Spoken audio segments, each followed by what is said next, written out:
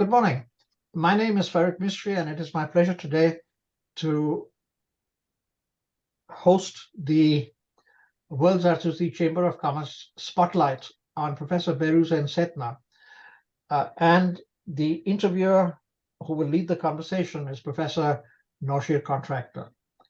The mission of the WZCC is to provide an opportunity for those who seek to create intellectual, economic, and social value beyond resources control and maximize the nexus between the three values for sustainable development for the good of the Zartusti and other communities.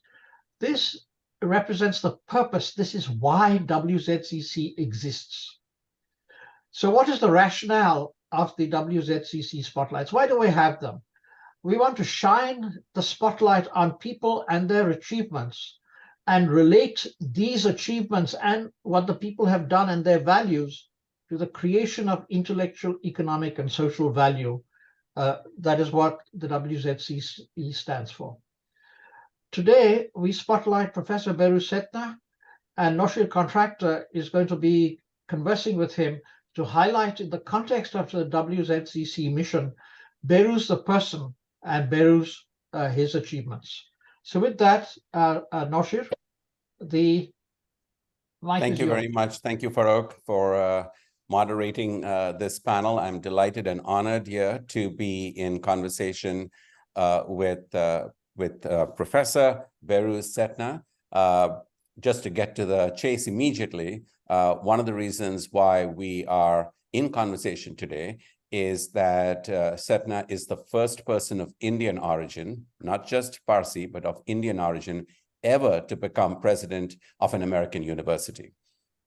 He's also the first person of any ethnic minority to become president of a college or a university in the state of Georgia, other than the HBCU or the historically Black colleges and universities. So I'm absolutely thrilled as a faculty member myself. It's truly an honor to be speaking to such an important person in the history of Indian academics, of Parsi academics, Zoroastrian academics. And I'm also excited that some of the trajectories that I'm going to have Beheruz talk about in a few minutes are somewhat familiar to me. He started his educational credentials by getting a bachelor's degree in electrical engineering from the Indian Institute of Technology in Bombay. And he's a distinguished alumnus from IIT Bombay. He got his MBA from the Indian Institute of Management, Ahmedabad, and again was named a distinguished alum of IIM Ahmedabad as well. Those who are familiar with the Indian context will recognize that both of these institutions are arguably at the top of the prestige levels of all academic institutions in India. And I say that with some degree of caution, given that my own alma mater was the other IIT Madras.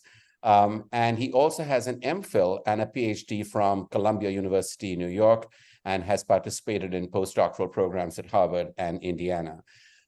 Before coming and becoming the president at the University of West Georgia, Beheruz Sethna also spent 13 years at Clarkson University in Potsdam, New York, and 5 years at Lamar University in Beaumont, Texas, where he had an endowed chair. Since arriving at University of West Georgia, he's been named among the 100 most influential Georgians, not once, not twice, 6 times. And close to our own home, the WZCC has recognized him with the Lifetime Award for Professional Achievement. Welcome again, Beheruz, and thank you so much for joining us. And it's going to be a real treat for those who are joining us live today, as well as those who will surely be listening to this recording moving forward. So I want to start by asking you, Beheruz, to tell us a little bit about how you, growing up in India, what were some of the milestones growing up in India and as a Parsi, what were some of the milestones that led you to think about a career in academia? Thank you, Noshir. Thank you for doing this. I appreciate all of you for making this happen. I have to give you a very embarrassing answer to that question. As a student in high school, I was one of very modest accomplishments academics-wise. I had other things I was involved in, like scouting and so on. I'm a president scout.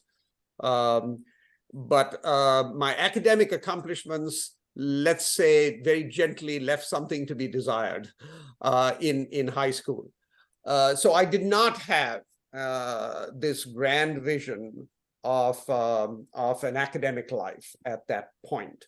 I simply essentially finished high school and fortunately did reasonably well. I'll simply say reasonably well in the SSC exam and got into St. Xavier's College, which was my top choice. And my father and my parents, really, I want to give all credit to them. They were not, they believed that I could do better than I had been doing. And I really was not doing terribly well. But so they pushed me. And I'm all in favor of pushy parents. Let me just say that at the outset, because they really changed my life. My dad, when I was in the 8th or 9th standard, IIT had just come into existence. I'm in the first 10 classes of IIT Bombay and first 10 of IIM Ahmedabad. So IIT was very, very new at the time. And my dad saw this little ad in the newspaper and he cut it out and he put it in his wallet and he'd pull it out from time to time and show it to me saying, this is where I would like you to go. All that pressure was good. He did the right thing by setting some academic goals and standards. So I did my first year science at St. Xavier's and Bombay University and applied for IIT and got in. I was not enamored with the idea of going to IIT. I want to be, again, honest about this. Because my parents wanted me to, I studied hard for it, took the regular coaching classes and so on. And I got in and I got a reasonable rank. But again, I didn't have my heart in that. So when I went for the interview, and the interview is a kind of fake interview. They just tell you what your rank is and what you can get into. My rank was good enough to get into any engineering except for electrical in Bombay. And I could get into electrical in any other university. So I used that as an excuse, really. And I did something that I've never heard of any person doing, and that actually turned it down. So I respectfully said, no, thank you. If I can't get electrical in Bombay, I'm not going to accept the thing. And the guy on the other side of the desk was astounded because nobody turns down IIT. And I did. And I came out and I phoned my father. I remember this very well. There was a payphone at IIT. I phoned him to say I've turned down IIT, and there was dead silence at the other end. He was in Bombay, in regular city. So when I came home, he was very upset about that, obviously, because this was his dream. It really was his dream that I go to IIT. So I told him that I didn't get that. And he said he was not a violent man, so he didn't yell and shout, but he might well have, because even in the 60 years that have passed since that thing almost, I've never come across another idiot like me who actually would turn down IIT.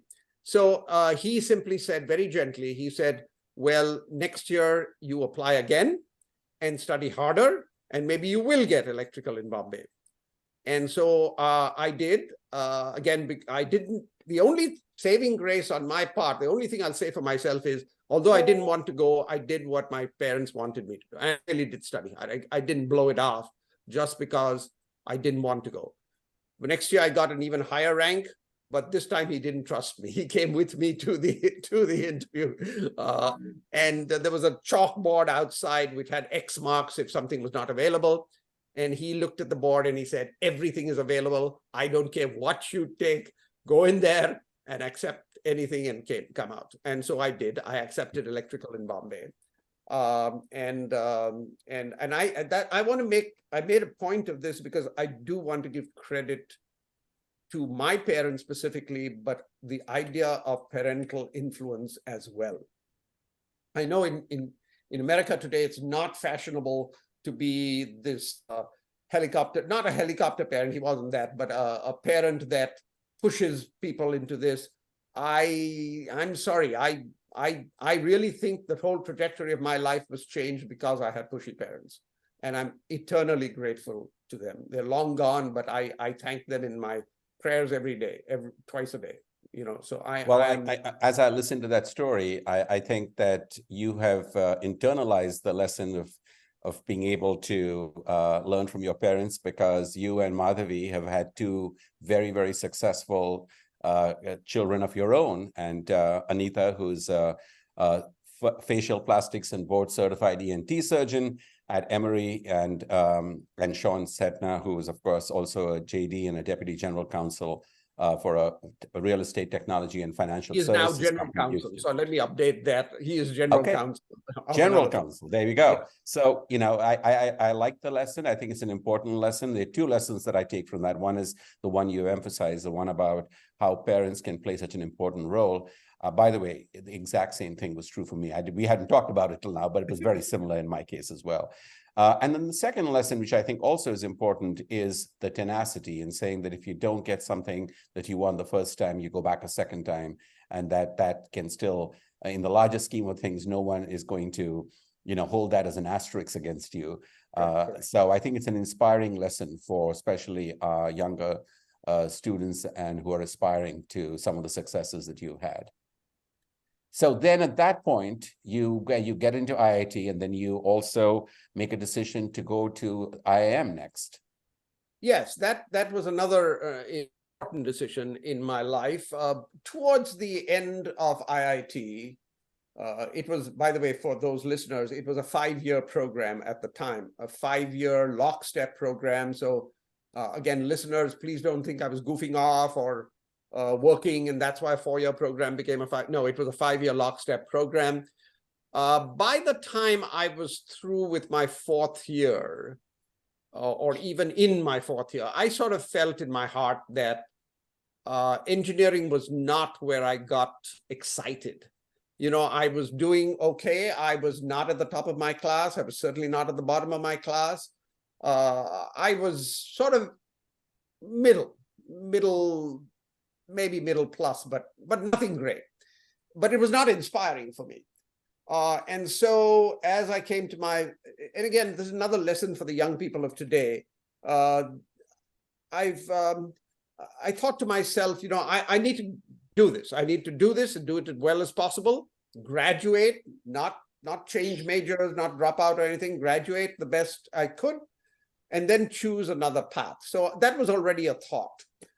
I took one elective course in IIT Bombay. At that time, there were very, very few electives. Once you decided your major and your stream, your life was set. There was one elective course. I took that in business, and I did well. And for me at IIT, I did reasonably well. I never was sort of got a handle on this. I've got it. This one course, I got it. You know, I was at the top of the class. That was a good feeling for me. It was an unusual feeling. And so I decided to explore that, and IIM was a possibility. Again, my dad persuaded me I wanted to stay in Bombay, go to Jamnalal Bajaj, where I did have admission. But he persuaded me to go to IIM. And this time it wasn't a tough fight. I decided that would be a good thing. It was a change of career. It was a change of residence, because I'd been a Bombay boy all my life. Again, not particularly looking forward to going to Ahmedabad, but I'm glad I did. I'm very glad I did. And we'll get into some of the reasons why later on.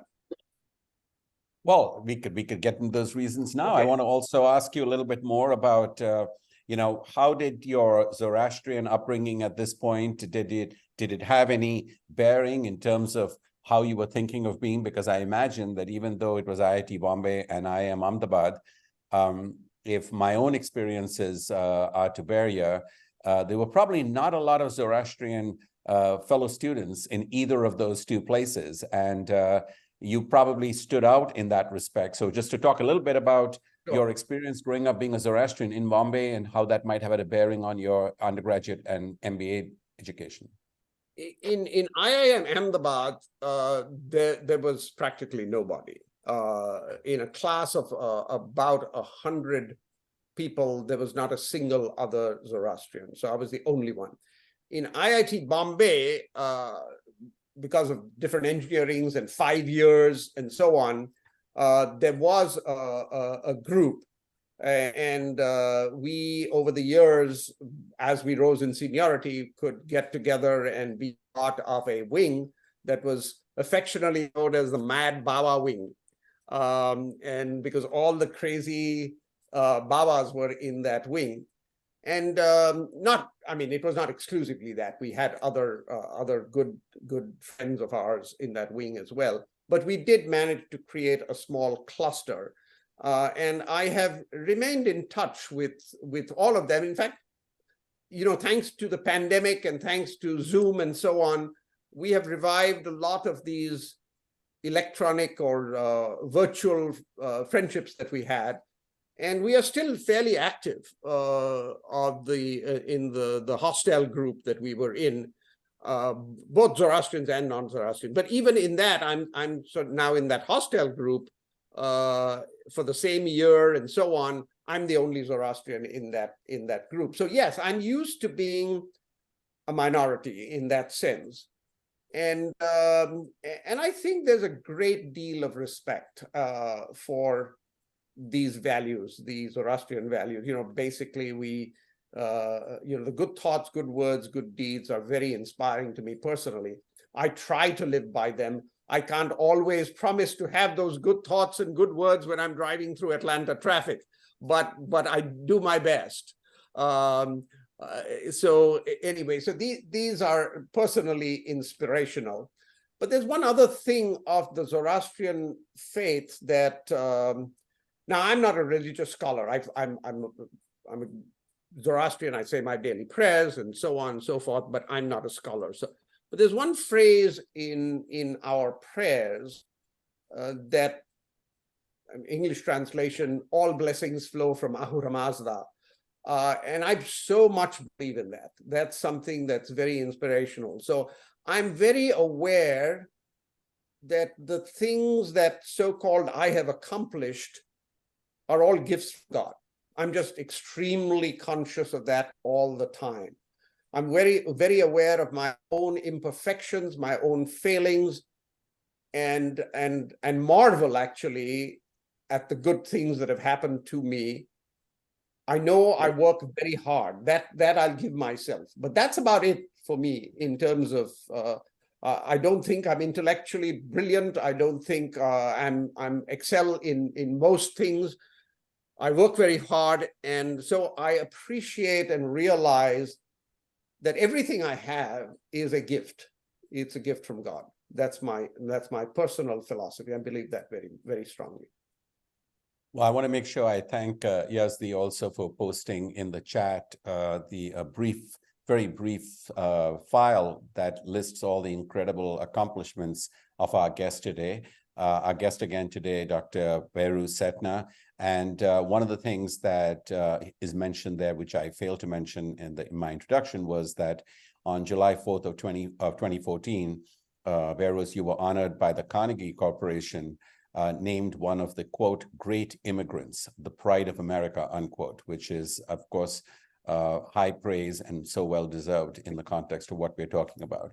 As you decided to pivot from an IIM degree and then come to the United States for your PhD program, MPhil and PhD program, I don't know how it was when you were at that stage, but I know that several years later, or at least a few years later, when I was graduating from IIT Madras, our two options were IIM or coming to the United States. And several of us, a very large proportion of people from IIT at the time, were coming to get degrees in the United States. That I know for a fact has changed now. There are much fewer Indians who are coming here for PhD as compared to, say, Chinese undergraduates. But what made you think about coming to the US at that point, and what prompted that in your mind?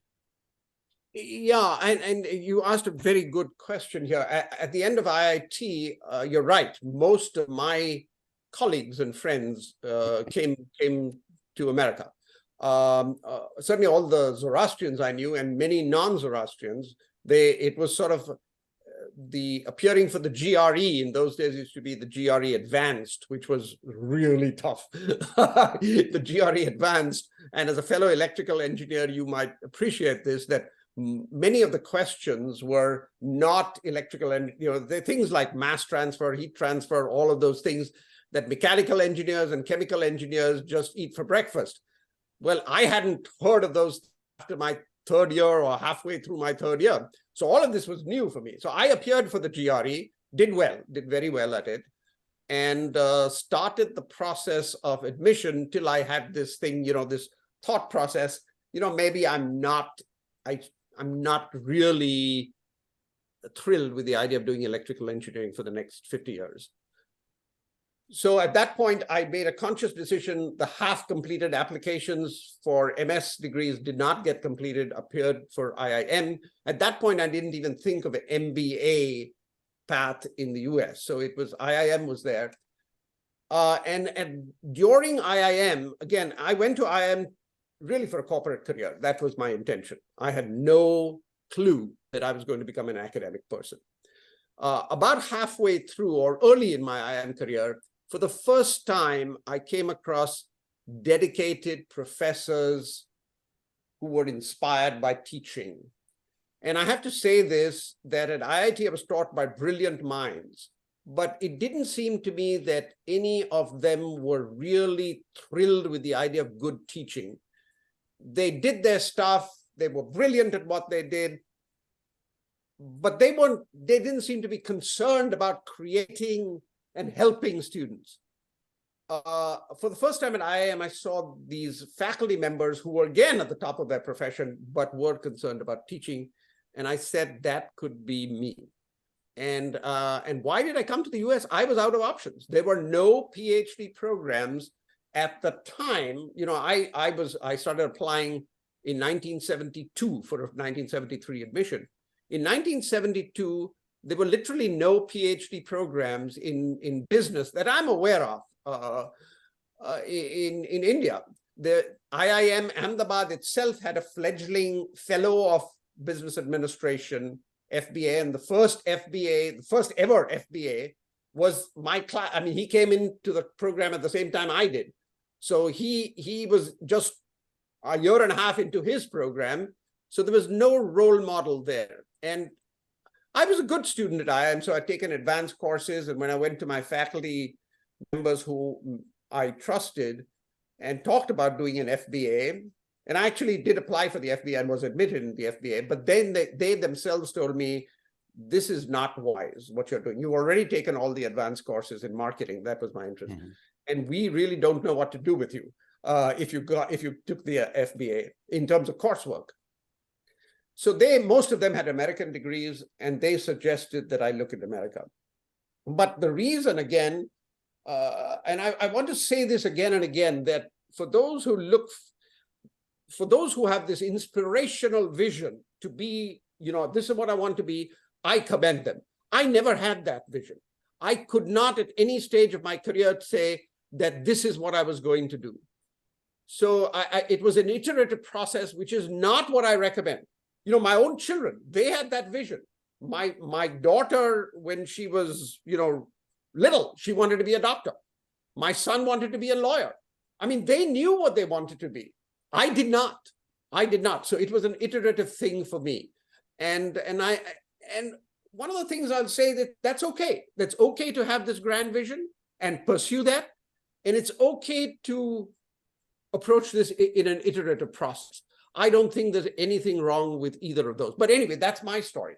My story was that it was iterative, that when I went into IIM, I expected to be a corporate manager. When I was halfway through, I wanted to be a professor. And so I applied to American universities and got some good admissions. I will say the side story for those who are looking at these things.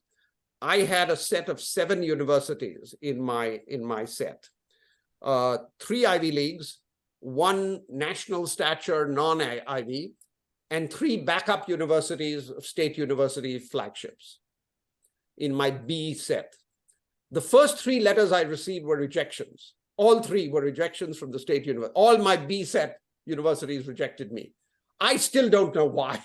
I got into all three Ivies, and I got into the national stature non-Ivy. And I remember my sense of relief, because when I got rejected from all of the B-set universities, I thought I would never see the United States. I mean, that was it. I mean, if my B-set rejects me, what hope do I have? And then got offers of financial aid and an admission, of course, into all the best universities. So I had a good choice to make at that time. I would say that I have a theory, Beheruz, about why you were rejected from your B-set safety net. I bet they looked at your application and said, this person is too overqualified to come here. I'm sure that we are listed. We are probably this Beheruz's safety net school. He's going to end up going to Ivy League. So why bother giving him an admission? That's my theory, and I'm going to stick with it.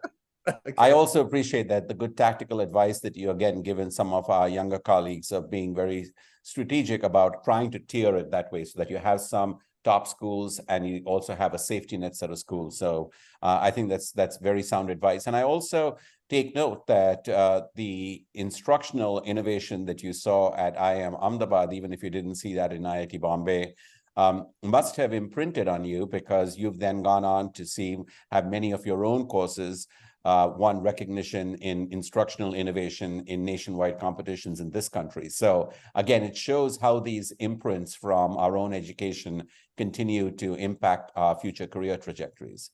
Absolutely, you're absolutely right. These things make a huge difference.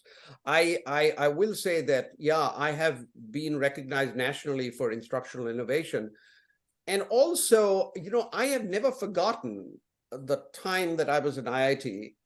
And I was actually scared, because in IIT, again, this scarcely relates to the young people of today. In IIT, it was a very scary culture, because you could fail an entire year by failing one class. Even there was one student actually in my class who failed a lab, and he had to repeat the entire year, regardless of what his grades were. So it was a very difficult culture. And suicides, while rare, were not unheard of. I mean, a student, would just say, there's no hope for me, because if you fail again, then you're thrown out of IIT with nothing to show for it. This might happen in your fourth year of a 5-year program.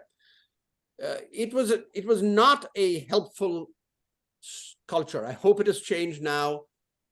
But there was no help for people who were struggling. And frankly, I was struggling. I was one of those. I was doing reasonably well in several courses, but in a few courses, I really struggled, and I lived in fear of being thrown out.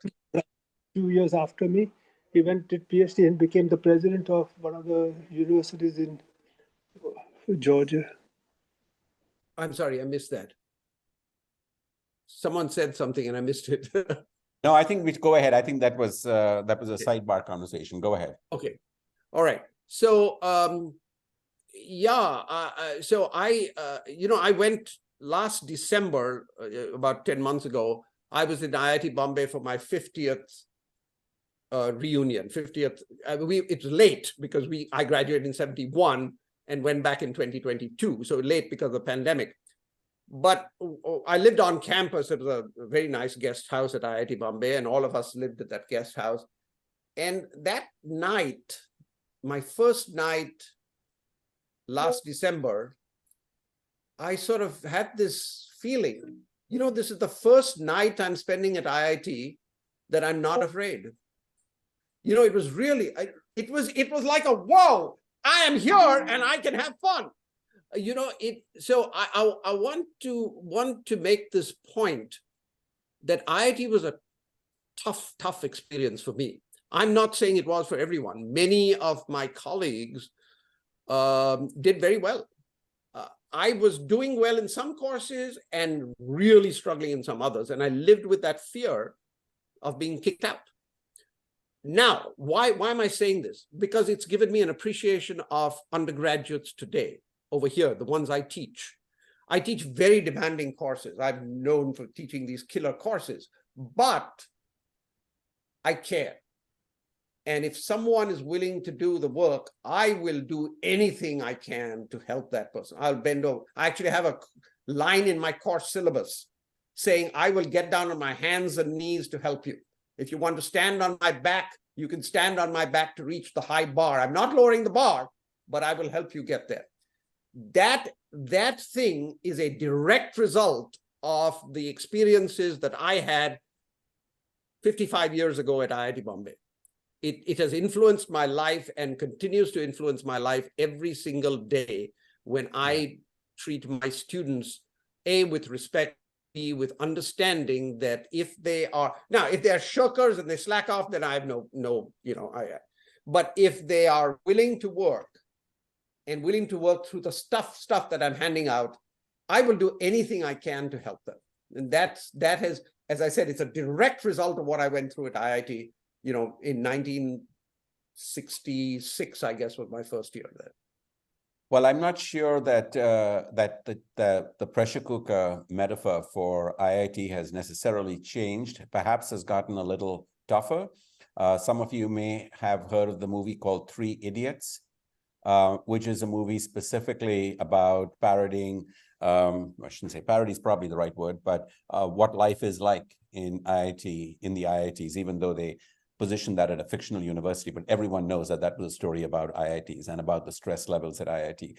Coming to the United States. My wife and my nephews were watching that movie in my home, and they were laughing and they were saying, come watch. I said, I'm not watching this. For you, it's a funny movie. For me, it's a horror story. It brings up so I have not seen that movie. For everyone, I'm the only person in the world who hasn't seen 3 Idiots, and I will not see it. It's too traumatic for me. Understood. Having seen it, I wish I hadn't. So I'm with you.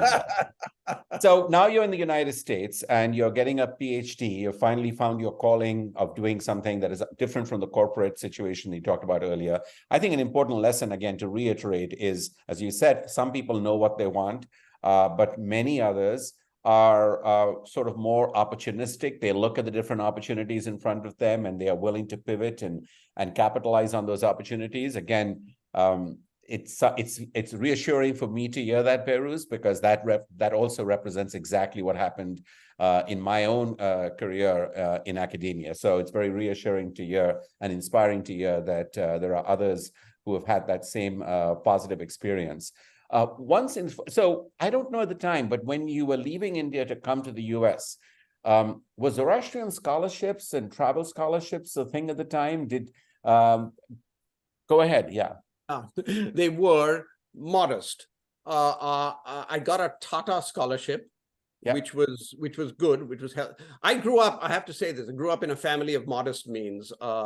My father's salary was 500 rupees a month. I mean, so it was enough. I mean, it was not, I was not on the streets or begging or anything like that. It was enough to have a roof over my head but no cool stuff, nothing. I had nothing that was kind of fun and cool kind of stuff. So I grew up that way, and that's fine. I'm not traumatized by that. So I did need those scholarships. My parents' savings certainly would not have been enough. So I did. Here is a little side story. I first met Kojeste, Farrokh's brother, because we are both waiting in an outside room, waiting for our turn at the interview for one of these Zoroastrian scholarships. He was headed, I think, to Iran and he was telling me, half joking, but not entirely, saying that it's easier for you to get a scholarship to go for business from a Parsi scholarship than for me to go get a scholarship to go to study Zoroastrian studies, because it's more of the norm. And he may have been right, because I did get some modest help from them, and was very grateful for that, and of course paid it off the moment I could. So all of this, yes, that help was available, and I'm grateful for that help. And I'm so glad you mentioned that, because I was a similar beneficiary. I also had the opportunity, and have always been very grateful, and like you, paid it back and tried to do what I can. But it's an important message to send younger Zoroastrians who are coming from India. I know we've had other Zoom sessions where we have focused more on the availability of funds. And again, my guess is that, like you, we had We get, research assistantships and teaching assistantships and fellowships in the US. But at that moment, coming from India, as you and I did, even the travel scholarship, the scholarship that helped pay for my bags and my one suit and jacket that I brought to this country came from those scholarships. And we'll always be grateful for those scholarships. And the Tata Endowment Funds and Sethna were the two that come to my mind at the time that I was very grateful for. I want to turn to something that's a little bit more in terms of your academic career. Obviously, you've been a very successful scholar, but you also chose to go into administration. I think of that as somewhere along the way, while you were an academic at heart, that corporate idea or the entrepreneurial idea in a very non-traditional way seems to have crept back into your life. Yes. And I'm curious to hear, and if you could share with us that journey, that transition from just being a professor like Farrokh or like me, but then ascending to such big heights in terms of university administration. And yes, you're absolutely right. My first job out of my PhD program was at Clarkson University, which is a research university. It's a small private research university, but exceptional in terms of its research excellence and so on. So Clarkson was my first job in R1. I don't even know if that terminology existed at that time. It is. It's, I was going to say it's an R01, which means according to Carnegie classification, it's the top tier research university. Correct. So, and obviously, I was concerned about my research and so on, but it also was a small private university, also has another twist to it, for those of you not familiar to that. It really, the bulk of the operating funds comes from tuition, okay? Operating funds, not the research funds are huge, and research funds can pay for many exciting things. They can help, the indirect costs can help build buildings and so on, but the major operating revenue comes from student tuition. So Clarkson had realized that. Let me give you an idea of how small the university was. It was somewhere between it was not even quite 4,000, it was in the 3,500. So you can imagine a few students makes a huge difference. Now, I was in the School of Management and doing, my first year, doing reasonably well on the research, making progress and so on. And then the dean actually approached me. I had written a small thing, marketing was part of another department. And so I written him a small memo saying that these are the advantages we could gain if marketing were a separate department. And that was the only, quote, administrative thing. Well, he didn't particularly pay attention to that, but he approached me as said that the person who had directed the MBA program was retiring. And not retiring from faculty, but he didn't want to do this as an administrative thing anymore. He was a very senior faculty member. And he said he's a great guy, done good work managing the MBA program, but the MBA program was 30 students. That was the size of the program. And the dean had this vision that one day it should grow to 45, and that would give us enough numbers to have 2 sections of something and so on. This is all academic stuff that only a professor would even be concerned about. But so he said, would you be willing to do that? And I sort of gulped. I said, look, I know that I'm going to be evaluated on my research output. Well, Clarkson also paid attention to teaching, which was good, which was sort of unusual for an R1 university. And I had great teaching evaluations. So that in itself was a puzzle to some of the people, because I had never taught a class before I became an assistant professor. You see, you teach when you're a PhD student, you teach undergraduates. Well, Columbia doesn't have an undergraduate program in business. So there was no one to teach. So I'd never actually been on this side of a desk till I became an assistant professor, full-time tenure track assistant professor. Never taught a class, never even been a TA for anything. And my first semester as a professor, I was rated in the top 3 professors in the entire School of Business. So they said, how can that be? And there are 2 reasons really for that as I look at it. One is I cared. I really care for my students. And I cared in 1976, and I care today in 2023. Care for my students. But the other thing also is that I had some great role models in my bad professors. I realized that if I did what they didn't do, I would be an effective teacher. And so I use that. And I use that as a positive. All those frustrations and disappointments that I had felt as a student, I could use that in a positive way. So anyway, long story short, I was a great teacher. I was good at research, but I wouldn't say I was a superstar researcher. Now, he came and told me this, and he said, look, this is a need of the school. And he said, if you can, in 5 years, which was my 10-year period, in fact, I'm almost at the end of my first year, so in 5 years, you can increase the enrollment by 50%, the 30 to 45 with a 50% increase. That will bring in so much money that I think that people would respect that a lot. And when I do something, I do it like a person possessed. I'm a total maniac. I mean, I'm in there, nothing matters. All this work-life balance means nothing to me. I just go into it full this thing. And long story short, I met his goal in 1 year. He had set a 5-year goal for me, and I met that in 1 year. I increased that from 30 to 45 in 1 year. And that made me literally a superstar at that institution, where, as I said, tuition dollars makes so much difference. Now you're thinking that 15 students, surely that can't be so high. But when you think of 15 students in the approximately 700 students that we had, that makes a huge difference. And that's tuition dollars that they're paying. So anyway, so that helped. At the end of the day, my teaching was exceptional.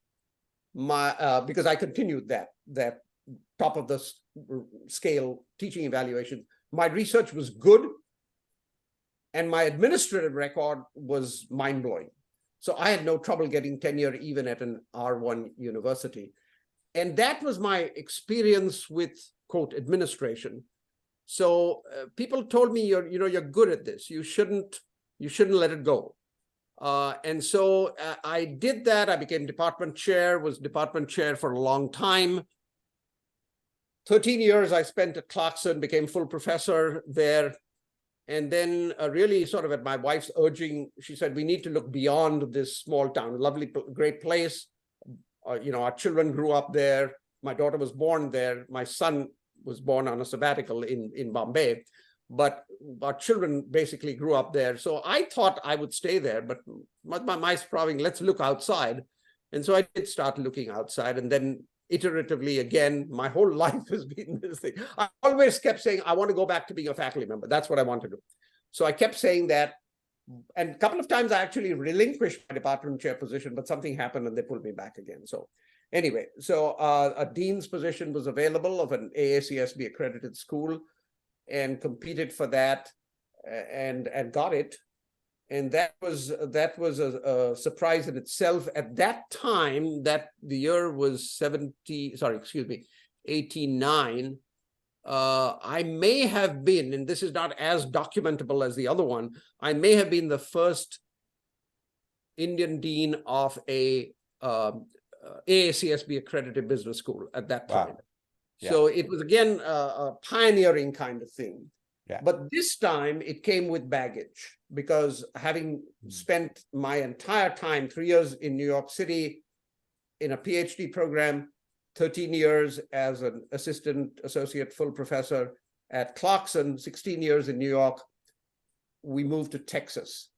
And Texas being in the South, this was not universally acclaimed. I got some pretty nasty messages. I started to feel the racial thing for the first time in my life as dean. And that was sort of a shock in the gut, because I'd never seen that before. Unfortunately, and again, people will scarce believe this, my daughter felt this and my wife felt this because they weren't in a university environment. I'll give you this story that even today seems mind-blowing to me. My daughter was in pre-K or something like that. And they were little kids hold hands and they're going down the corridor. And one white girl refused to hold my daughter's hand because she thought that she'd become brown if she touched my daughter's hand. There's one girl who didn't want to swim in the same pool as my daughter because she thought the color would infect her. This all happened, I'm talking about late 70s, early 80s. I'm not talking about 1945, mind you, where all this, and so my wife felt it, my daughter felt it. My son was too young, I think, and he didn't express it even if he saw it. But that was in New York. When we came to Texas, it was more pronounced. And for the first time, the racial thing hit me. Philosophically, people have no problem, again, I should say had, because today you have CEOs and so on, and other university presidents are Indian and things like that. But at the time that I'm talking about, first of all, Indians in any sphere of life were not in leadership positions. This is the issue. Nobody minds an Indian doctor. If he's competent, he's good for me, and you praise him and so on. Nobody minds an Indian professor. These are great professors. They're well respected. But when you have an Indian dean or an Indian president, where people are reporting to him, that changed the equation. And that's when I first felt it. Anyway, my time there was good. They had a very challenging task to get reaccredited by AACSB, and we stumbled the first time and then got it. There was a university-wide shakeup, nothing to do with me, and I was asked to be interim provost. That wasn't the position. It was called Executive Vice President for Academic and Student Affairs, a title that was that long, but it was what we would call provost today. So I was interim provost, and everyone thought, of course, including me, that would be a 2-month kind of thing. Turned out to be 1.5 years. And towards the end of that, I applied for a couple of positions as president, and I got this one. At that time, the institution was known as West Georgia College. So I became president of West Georgia College. And then 2 years later, I had an appeal to the Board of Regents and made it a university by action of the board. And I became the first university president of Indian origin. Bravo.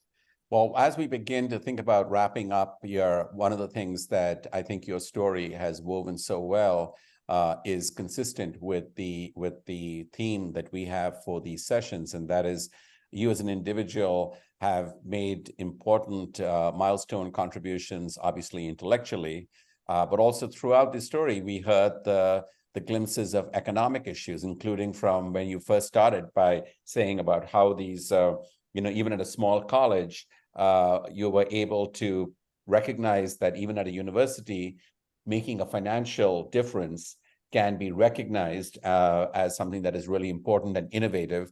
And certainly all of the social issues that you've talked about, including, unfortunately, the last experience that you also shared with us that I think hopefully is a little better today. I think you and I both would know that there are many, many Indian deans of business schools today.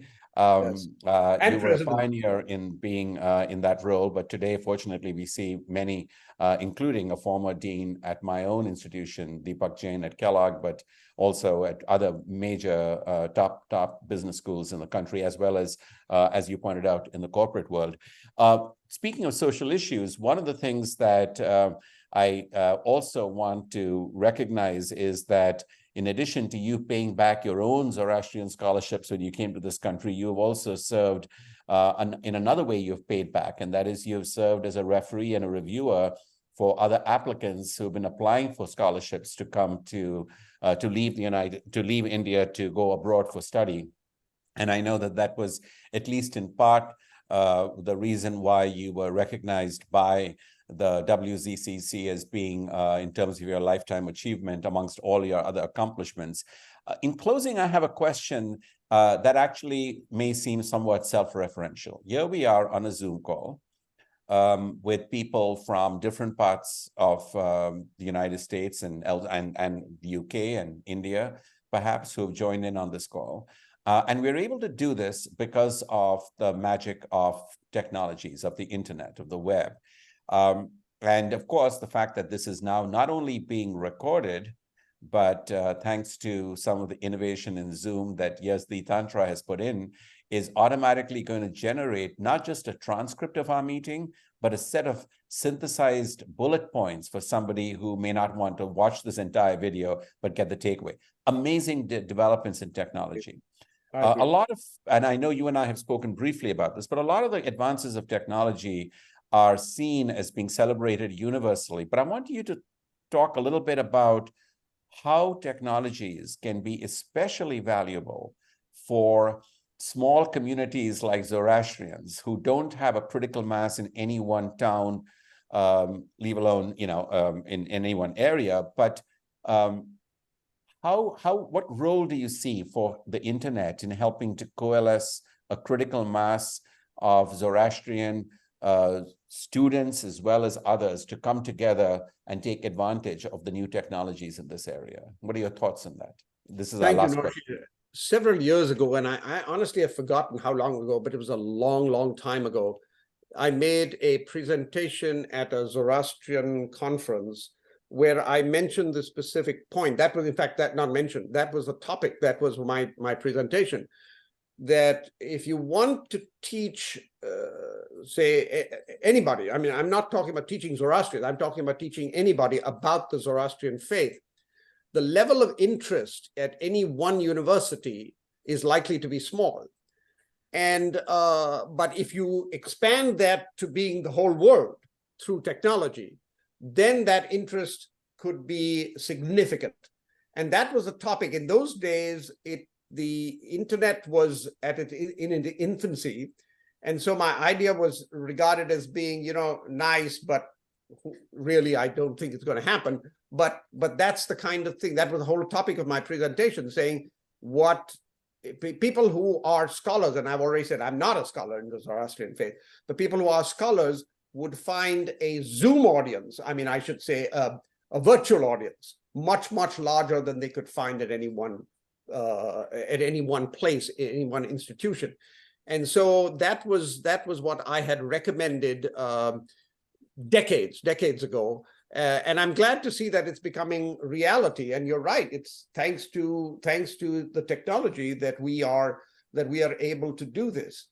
But Noshir, I do want to, since you talked about the social thing, I do want individuals to realize that perseverance and somewhat of a thick skin is necessary to get ahead, especially in a leadership position. As I said, this doesn't apply to physicians, it doesn't apply to professors, it doesn't apply to most things, but if you're in a leadership position, when I was a candidate for the presidency of what was then West Georgia College, there was actually a in-your-face delegation that went to the Speaker of the House to say, we are not ready for this. The name of the campaign, actually, was a campaign. Georgia's not ready for this. They had never had a non-white person in any predominantly white institution, and certainly not someone who comes from with a brown skin, the wrong religion, the wrong accent, the wrong name, everything wrong about him, and being considered for the presidency. And so there was actually a formal delegation that went to the Speaker of the House, who was a very powerful person. And I give credit to all those, unless anyone regard this as being a white bashing thing, it's not. I give credit to all those white people in power, people, including the faculty members who are on my search committee, who stood firm, including most of all the chancellor at that time, a person called Steve Porch, who stood firm and said, no, this person has come up with the highest recommendation from the search committee, and from there were a few regions on the search committee, and they are making this recommendation, and we are going to stick with it. And all those people who resisted that pressure, I owe my job and certainly my career here to them. They did the right thing and they stood tall. So that's the kind of the, in a social sense, I want to mention. Thank you so much for sharing that. That's, again, another very inspiring story, but also is important for us to recognize that while the specific challenges that each generation face might change, but the underlying message of being tenacious, of being persistent, of being inclusive, those are much more enduring messages and an ethos that is going to continue to apply, whatever be the new challenges we face today. One more thing I would like to say is that my wife and I are reasonable sum of money for charity and so on. One other thing I do that goes beyond money is that in the summers, I teach at an orphanage in Lonavala. I use the present tense loosely because I have taught at that many summers. After the pandemic, it sort of slowed down. And I take equipment, I teach science stuff and take equipment and go there. And that's giving more than money. That's giving of my time. And as you know, for a professor, summer salary is optional and additional. And I've never taught a summer course for money. I've done other things with my time. And teaching at Balgram, that orphanage is one of those uplifting things for me. Thank you for mentioning that. Yes, I do see here it mentions your work teaching English and science at Balgram at an orphan school. So again, as I said, you have the perfect blend of all of these different issues here. I'm going to open it up for dialogue at this point. I think we've spent a lot of time in conversation and learned, and you've certainly given us a lot of inspiring thoughts and insights. I see a couple of hands raised. I'm going to go first to Yazdi and to go ahead. Yazdi, go ahead. Beheruz. Okay, go ahead. Yes. I'm a third batch. I am Ahmedabad PGP MBA graduate. Wonderful. You're even more senior than I am. We were a graduating class of 83 students. As far as I know, about 6 people did PhD. And looking at the United States alone, I believe 5 became academia people, full-time academia, outstanding, brain, super brainy. They were in the higher ranking of my class of PGP 68 graduates. PGP stands for postgraduate program. They didn't call it MBA then.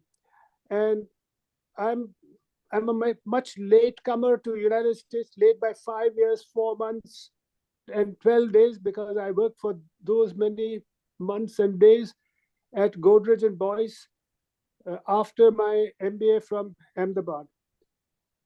So I brought in a lot of practical experience. I have an enormous repository of practical activity experience. Although I was with the marketing department, I worked in general management literally all over India. So I think I brought enormous company organizational insights into United States classroom. I did my PhD from Oklahoma State University. And then after that, I joined University of Wisconsin at Whitewater, put in 41 years. Like you, I'm a great classroom teacher. Just like you, I have the same sentiments. I pick up a student and work with him side by side, no matter what it takes. Even if he's a shirker, I stay with him. I never let him go until he climbs a few steps, and I hope that he propels on his own motivation and goes ahead with some vision. I was very fortunate to receive the Best Teacher Award of the university. Even as a PhD student, going back in time, as a PhD student instructor, and we taught undergrad classes just like how you said as PhD student instructors, I was the second best marketing instructor. And I believe very strongly that we are first scholars, students, researchers, then we are teachers, and then we are publication people. So I was fortunate again to receive the Best Researcher Award of my college, not the university, but the college. My college has got about 110 professors and other teaching staff, non-faculty ranking. So I think I've worked hard. Fortunately, I've done well. but I have not seen anybody like you.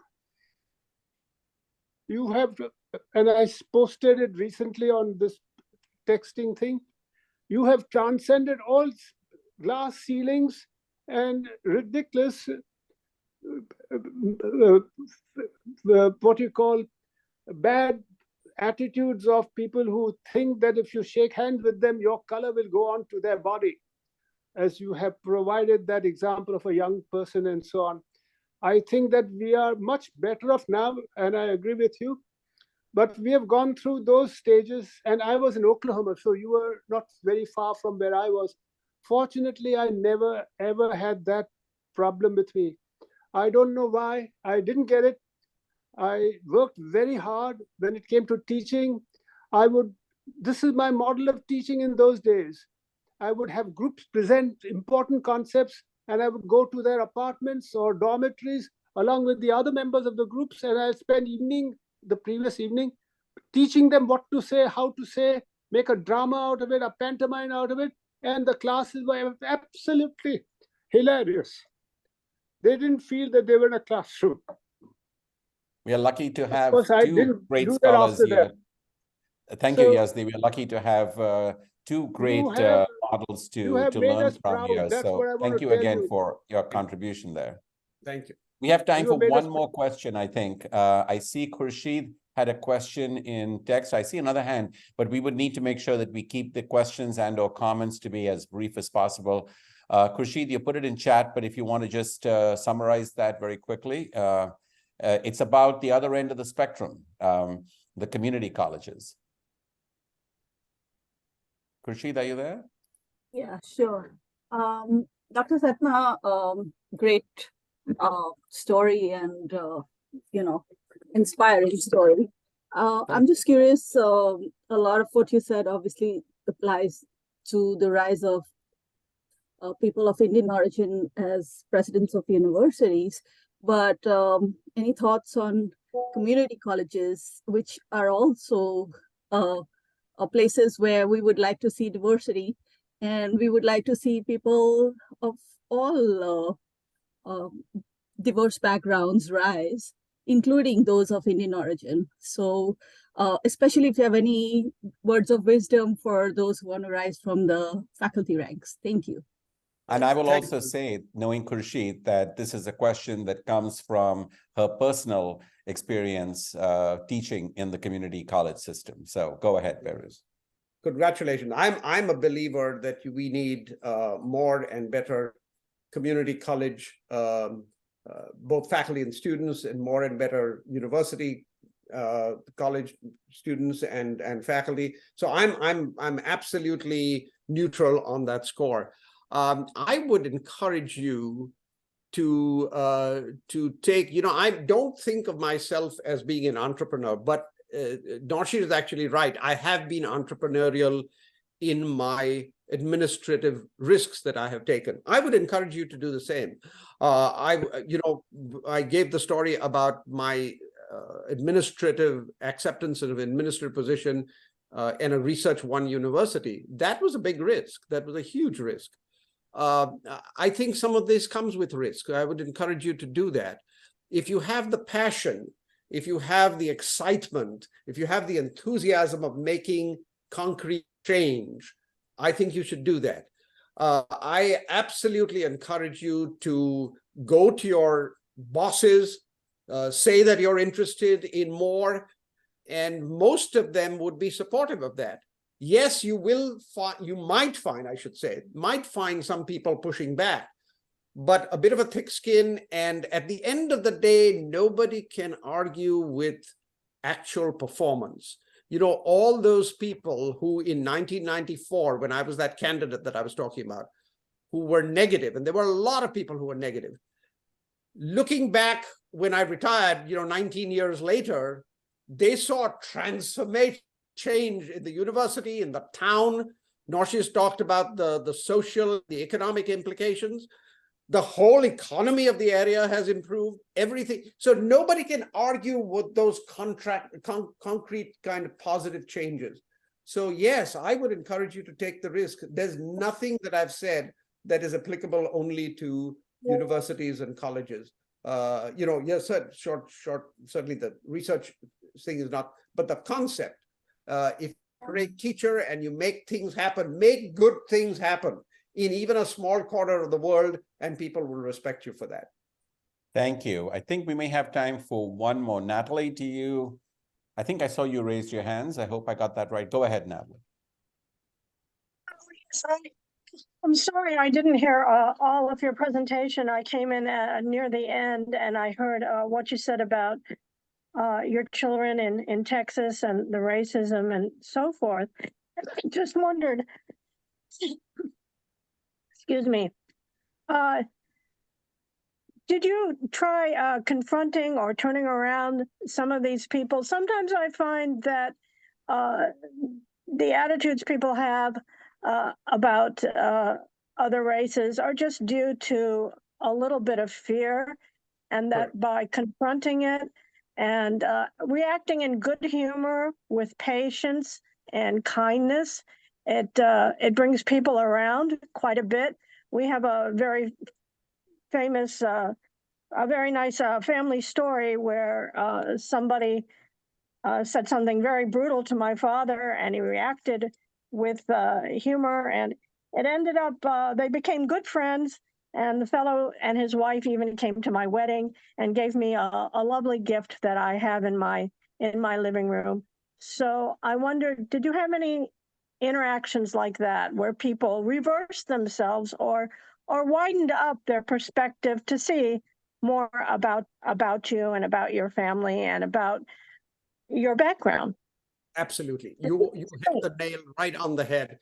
Abraham Lincoln once said to someone, "Do I not destroy my enemies when I make them into my friends?" And that has been my philosophy too. Fortunately, when this thing erupted in 1994, it was not a whispering campaign. It was very public. It was in your face. The ringleaders of the campaign were known. They were known to everyone. There's not a secret. So I approached both of them. When I became president, I didn't know anything about this. When I became president, people told me they could give me names. They could actually tell me names of both people who led this revolution. And obviously, to have access to the Speaker of the House, they were powerful people in their own right. They were very wealthy, very powerful people. So I approached both of them. I talked with them, one by one, individually. I told them about myself and said that we both share this goal of raising this institution to the highest heights. Join me in this adventure. And I would have to say that I had, since there were two, I had a 50% success rate. One of them absolutely embraced that. And he and I became friends. The last time I saw him, unfortunately deceased now, last time I saw him, he invited me. He was a graduate of Georgia Tech, and Tom Friedman was coming to Georgia Tech. Very select group was meeting him after he had only one ticket aside from himself. He invited me because I'd spoken on Friedman before. I'd spoken publicly on Friedman's good work and World is Flat and so on. So he invited me to go to him, and he picked me up from my office. He drove me to Georgia Tech. He hosted me at that reception, met Tom Friedman. He drove me back, and that was the last time I saw him because unfortunately he got very ill after that and passed away. But the absolute success story, exactly on the lines that you have suggested. The other one hasn't been that friendly, did not respond to my approaches, but is not actively trying to destroy me or anything like that. So yes, modest success, but the Abraham Lincoln philosophy is one that I have pursued in all such things. This is just one example. There are other people who have had problems, and I believe that converting them to my friends is the best way of destroying your enemies. Very good. Thank Well, you. it's time to wrap things up here. I see there are some chat messages that Beheruz, you may want to look at. This is the small world phenomena where somebody is asking whether you were in Xavier's in a particular year, and apparently he remembers you from that, so we can make sure we make the connections there. Yes. But I'm going to take this moment again to express our deep, deep appreciation to you, Beheruz, for talking with us today about an incredible career, very inspiring for all generations, especially for young Zoroastrians, I hope. But really a lesson to so many of us who can look up to what you've accomplished here. And with that, I'm going to hand things over to Karishma. Karishma, is this a good time for you to pick things up to wrap up? Perfect. Thank you very much. Thank you. So thank you very much to our speakers today. Noshir brought out the most beautiful parts of, I think Farrokh has got a slide that if he could share, I'll be very grateful. Karishma, please share your slide. I expected you to share it.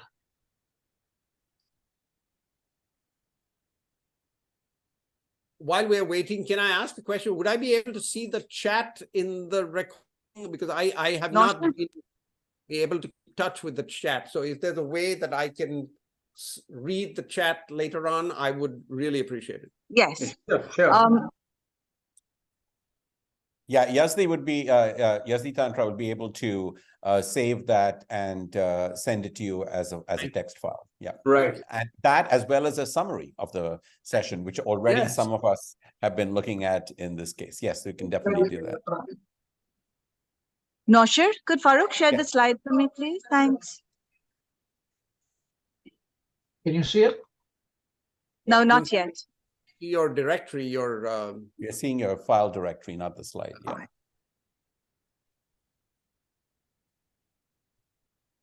There we go. Now we can Okay. see it. Thank you very much. As we've seen today, Beheruz has taken us through not just his own journey, but points that we can see very clearly are Zartushti values. He spoke about being able to be resilient, being able to pivot when required, yet be tenacious. He talked of the role of his parents. Now, if we look at this, through his journey, we have the concept of good words that are driven by good thoughts, that result in good deeds. And when we think of the role of the